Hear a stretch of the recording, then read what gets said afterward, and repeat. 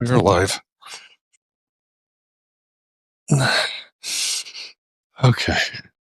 Sorry I'm late. Had to deal with a kid emergency. Fun when the kids are home for Christmas, isn't it? Um, okay. Walk with me. We've never met before. My name's Jeff. Every morning I walk over to the coffee shop. Today it's 15 degrees. The wind's not blowing as hard as it was yesterday, so not quite as bad as yesterday. And it's bright and sunny, so that's nice. But I do this and I ask you or invite you to walk with me so that we can talk, really, so we can talk about what's on my mind. We usually talk about topics around growth mindset, mindfulness, things like that. And for a little background, I host a show every morning called Java with Jeff inside a private community. And that is our morning mindset. In a morning mindset reset, we talk about the mindsets that are necessary for growth. And so the reason that I started this segment here on Substack was so that I can continue the conversation maybe, but broaden the audience, open it up, and continue these conversations with more people, because these topics are for everybody. They're not, for a specific profession, specific type of person or anything like that. We all need these topics that we talk about. So one of the things I do on Java with Jeff, and the schedule's all off because of holidays and whatnot, but I read James Clear's 321 Thursday email. James Clear is the author of Atomic Habits, if you don't know that. And every week when that email comes out, I read it to my audience and say, hey, what do you want to talk about? What do you want to unpack here? And like I said, schedule's a little off this week because of holidays, but I read it this morning. And there are two things from that email that are really kind of dancing around in my head. Good morning, Nicole. Nicole's joining us from Arizona, where it is warmer than it is here in Indianapolis. We got a little bit of snow. So the two things, and I think especially the second one is going to resonate with Nicole because she brought it up on Java with Jeff. But there's a quote from a Chinese philosopher that talks about I won't be able to. If you're new around here, I will never get a quote right. I'll never have the exact words. Like, maybe I'll give you enough that you can Google it and find it for yourself and read the actual words. But it's a quote from a Chinese philosopher where he talks about the person that is able to, let me say it. My version was the person who's able to let go of the comparisons to other people. Person who's able to, I don't know, not care about comparisons of other people is respected by others. Something like that. I forget how it is, but my version of that, or my translation, and I haven't Googled it, I haven't done any research on this, so I may be missing the point of the quote, perhaps, but I think it gets into the area of comparison being the thief of joy. If we can let go of those comparisons, if we can be ourselves, focus on the things that serve us, then we can, I think, by extension, then we can live out our purpose. We can live in alignment, and maybe it is literal, and understanding that the way it is in the email is a translation from some Chinese, whether it's Mandarin or something else. But so I think that does get us into the realm of living in such a way, being in such a way that other people see us and identify and respect, things like that. I'm not sure that's what that quote was actually about. I'm not sure that quote cares about what other people think. I think maybe that's the point. So that was one idea from the email. Sorry. I got something stuck in my teeth. Sorry. That's terrible. But that was one of the points that has really been tickling my brain from the James Clear email. The other thing was at the very end, and Nicole, this is what you had I identified. Oh, a high of 76 today. Oh man, it's 15 here, and we don't have. There's probably some restaurant somewhere where we could get rattlesnake, but I don't know. It's not local rattlesnake. Maybe I should get on a big jet plane and meet you for rattlesnake. The other thing from the James Clear email that's kind of working in my mind right now is the final part of the email is one question for you. That's how he poses it. So 321 is 3 ideas from James Clear, 2 quotes from others. So that quote was in the 2 section, and then 1 question for you. And so the question, I believe the way the question read was, what is this teaching me? I think that's the way it went.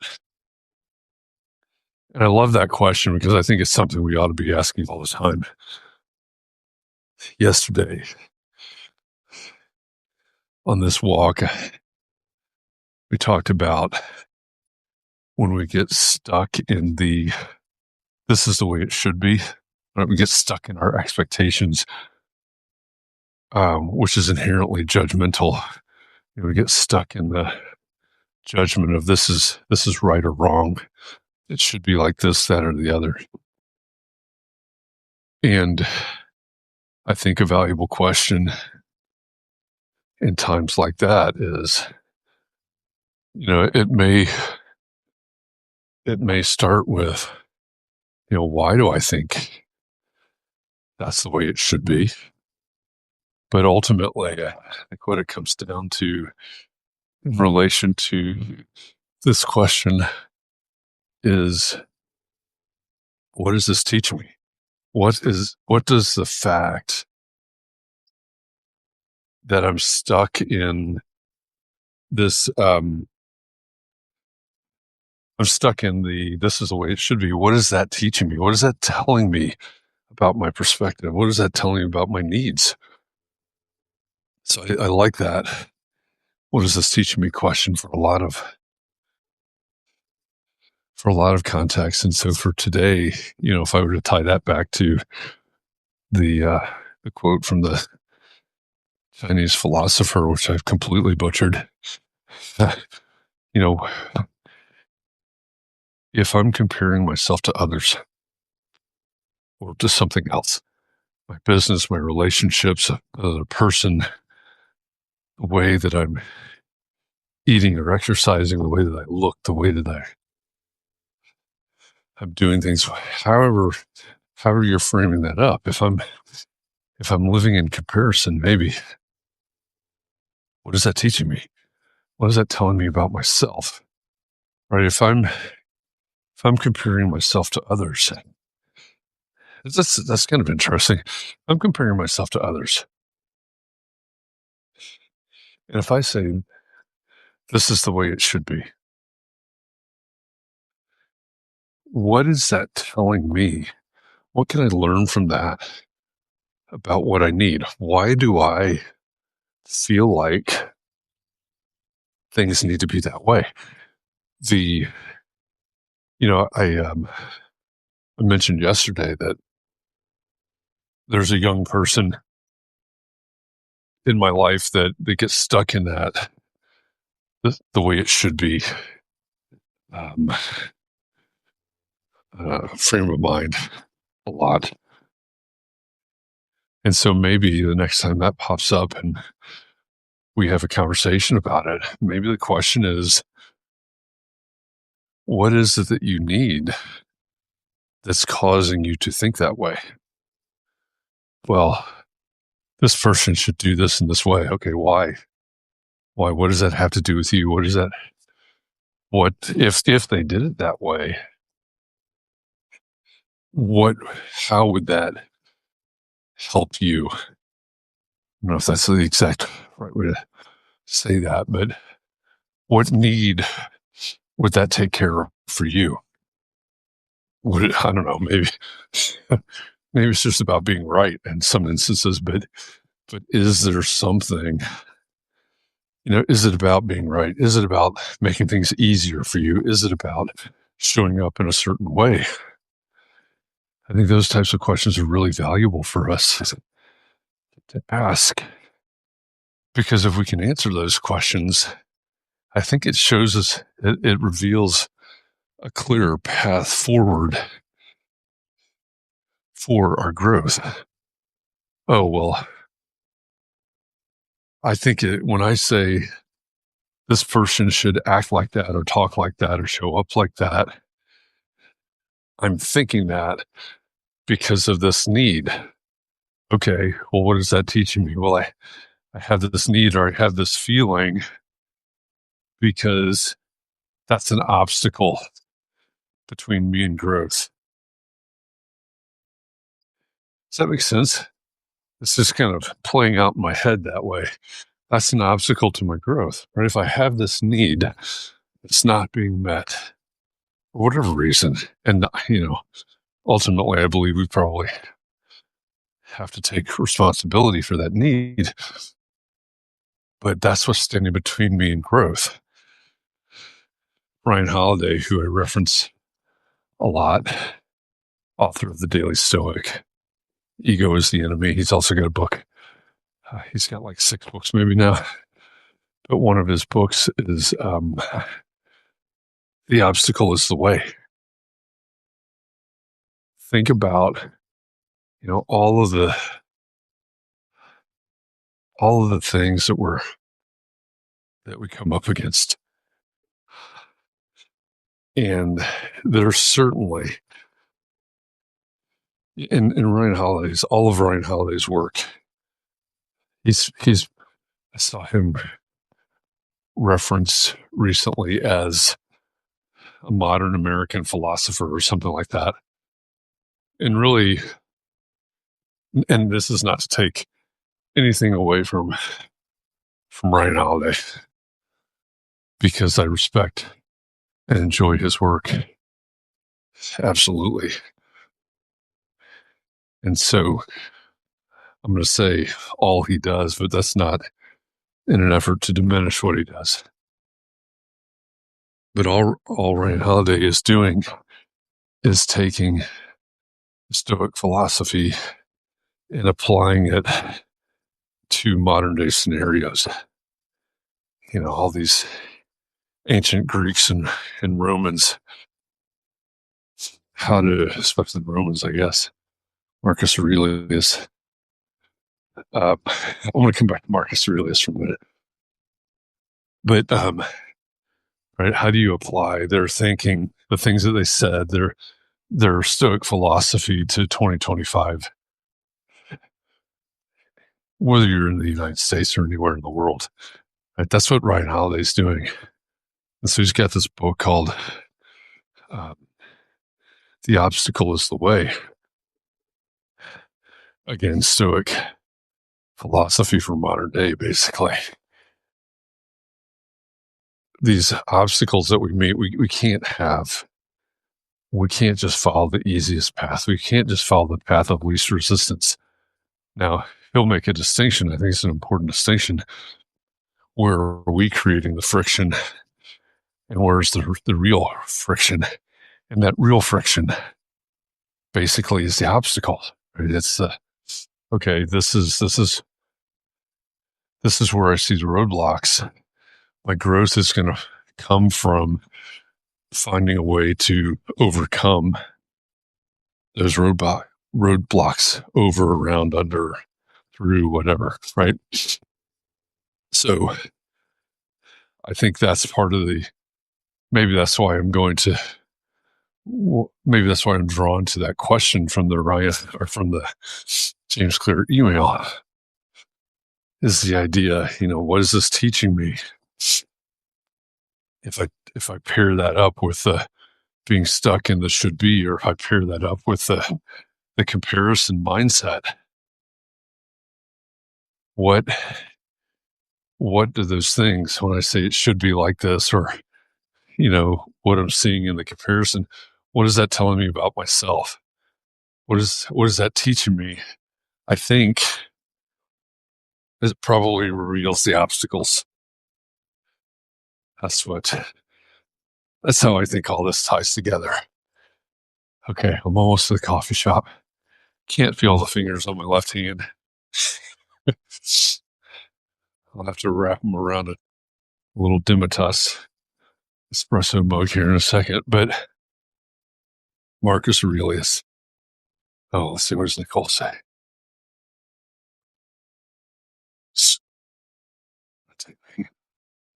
Okay, there's a song in one of my playlists, Paralyzing My Scar. It has a line, wishing I were someone better at my life. That line pops in my head too often. But that sentiment probably wouldn't exist without comparison of who we should be. 100%. 100%. And this is all a deep exploration for me. I don't have the answers to, like universe and those kinds of things, but I think you're absolutely right about that. This should be what does it say? Better at my life. Who gets to determine what's better? What better is, what that looks like, sounds like, et cetera. Yeah. I mean, it's like I said yesterday. We got to show up, or we need to show up without judgment and with curiosity and kindness, right? That right there says we're showing up with judgment of ourselves. Right? Okay. I'm going to go inside here in a second, but I was scrolling on Instagram, all these memes and stuff like that. And I get a huge kick out of the AI generated babies as characters. And there's this one that's got from Gladiator. So it's this little baby as a gladiator, and he does the monologue where the emperor is asking him, demanding that he reveal himself. And Gladiator mentions, the Russell Crowe character mentions that he serves the true emperor, Marcus Aurelius. So always comes back around to the Stoics. Anyway, I'm going to go in and get an espresso. Thanks for walking with me today. See you tomorrow.